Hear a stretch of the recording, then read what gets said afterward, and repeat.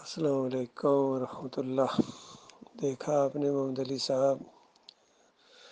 خاموشی کے اندر بھی ایک طوفان چھپا ہوتا ہے۔ کہتے ہیں جب سمندر بالکل خاموش ہو رہا تو اس کے بعد طغیانی آتی ہے، سونامی آنے کا چانس ہوتا ہے۔ گروپ خاموش تھا، ہمارے ضمیر صاحب نے ایسا اس کے اندر ہلچل مچائی، ایسا زبردست قسم کا میزائل پھینکا کفر و شرک کے اوپر کہ اس کے پراچے اڑا دیے۔ یہ ہے آج کے مسلمان اور قرون اولیٰ کے مسلمان میں فرق۔ اور جو کسی نے کہا کہ وہ معزز تھے زمانے میں مسلمان ہو کر،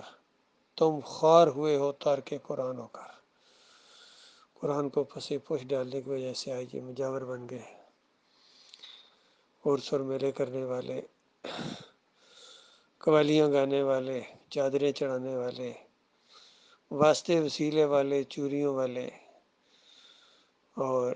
رکوع اور سجدے والے۔ اندازہ ہے کون سا شرک ہے جو ان کے اندر نہیں ہے۔ کتنا بڑا فراڈ ہوا انسانوں کے ساتھ کہ اللہ اور ان کے درمیان یہ حائل ہو گئے۔ ایک طرف یہ پیر قسم کے لوگ، مولوی قسم کے لوگ، انہوں نے یہ نظریہ دیا انسانوں کو کہ اللہ تعالیٰ تمہاری نہیں سنتا ہے، وہ تو بہت ہی اعلیٰ ذات ہے، بڑی پاک ذات ہے، اور تم انتہائی گناہ گار ہو، ناپاک قسم کے لوگ ہو، تمہاری کیوں سنے گا؟ تم ہمارے سامنے اپنے نذرانے پیش کرو، ہماری مٹھیاں گرم کرو، اور پھر اس کے بعد ہم تمہارے لیے دعا کریں گے اور ہمارے ذریعے تم اللہ تک پہنچ سکتے ہو۔ باقی براہ راست اللہ کو پکارنا یہ تمہارے بس کی بات نہیں ہے۔ دوسری طرف ان حکمرانوں نے، بادشاہ قسم کے لوگوں نے انسانیت کو اپنے شکنجے کے اندر کسا، عیاشیاں کی ان کے خون پسینے کے اوپر، اور ان کی کمائیاں کھائیں اور اپنی فوجیں رکھیں، پولیس رکھی ان کو سیدھا رکھنے کے لیے کہ اگر بغاوت کریں گے تو لاٹھی چارج ہوگا تمہارے اوپر، بے ایمانو۔ اس طرح دونوں نے مل کے، ان مولویوں اور پیروں نے اور اقتدار والوں نے مل کے عوام کو فراڈ کیا ہے۔ اسی لیے عبداللہ بن مبارک رحمۃ اللہ علیہ کا فتویٰ ہے یا ان کا ایک قول ہے کہ کیا دین اسلام کو علماء، مشائخ اور ان بادشاہوں کے علاوہ کسی اور نے بدلی کیا ہے؟ یعنی اس والی انداز سے کہ انہوں نے بدلی کیا ہے، ان مولویوں نے، ان پیروں نے، ان مسلمانوں کے اندر جو کفر و شرک آیا صوفیوں کے ذریعے، ان پیروں کے ذریعے وحدت الوجود، وحدت الشہود، حلول کے عقیدے آئے، نور میں نور اللہ کے عقیدے آئے، واسطے وسیلے کے عقیدے آئے، شجرہ خبیثہ انہوں نے اس کے اوپر وان چڑھایا شرک کے۔ اور دوسری طرف ان مولویوں نے، علماء نے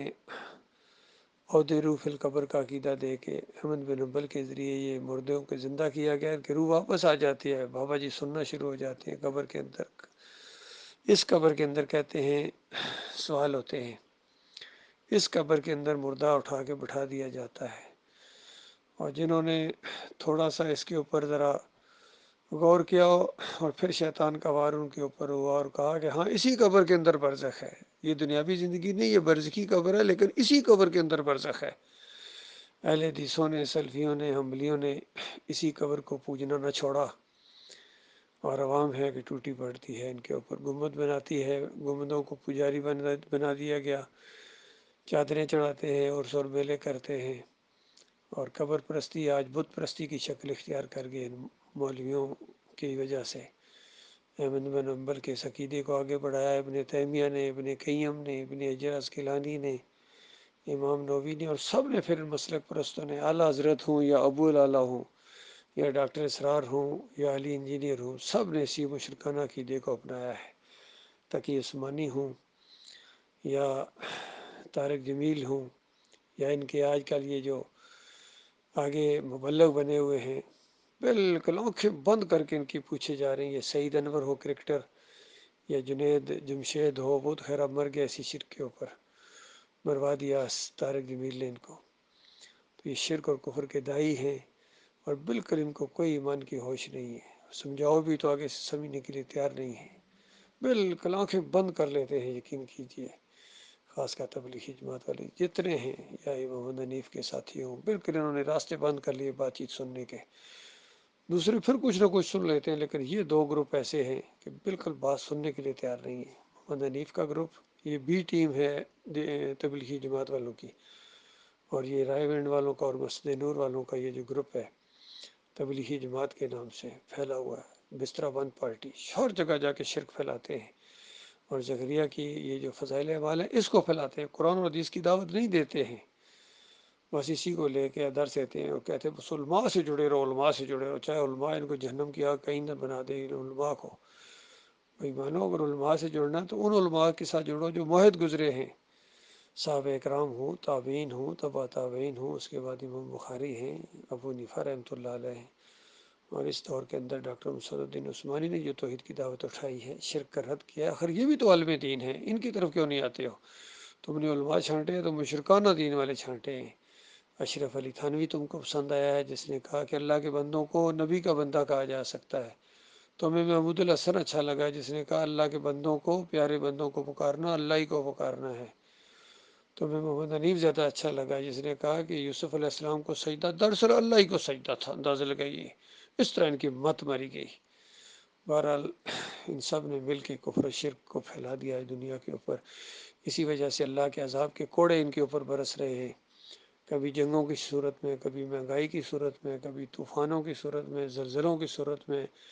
اور حالیہ جو یہ سیلاب آیا یہاں دبئی کے اندر، یو اے ای کے اندر، اس قدر ان کے اوپر اللہ کے قہر و غضب کے کوڑے برس رہے ہیں، لیکن یہ واپسی کا اللہ کی طرف رجوع کرنے کے لیے تیار نہیں ہے، ان کی اکثریت شرک کے اندر ڈوب گئی۔ اب کرنا کیا ہے؟ کرنا وہی کرنا ہے جو ہمیشہ ہوا ہے، اللہ کے بندوں، توحید کی دعوت دینی ہے، رد شرک کرنا ہے، طاغوتوں کی نشاندہی کرنی ہے، انگلی رکھ کے نام لے کے جہاں جہاں تک ہمارے بس میں ہو، اور اس راستے میں ذرا برابر کسی کی پرواہ نہیں کرنی ہے، کسی پر چوٹ لگے کوئی ناراض ہو۔ اللہ تعالیٰ ہمارے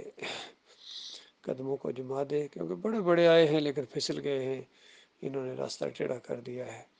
اس راستے میں جب جماؤ دکھانا، یہ بہت کم لوگوں نے جماؤ دکھایا ہے، اور بڑی سختی کے ساتھ یہ اہل کتاب جو قوم ہوتی ہے بڑی سختی کرتی ہے ایسی دعوت اٹھانے والوں کے اوپر۔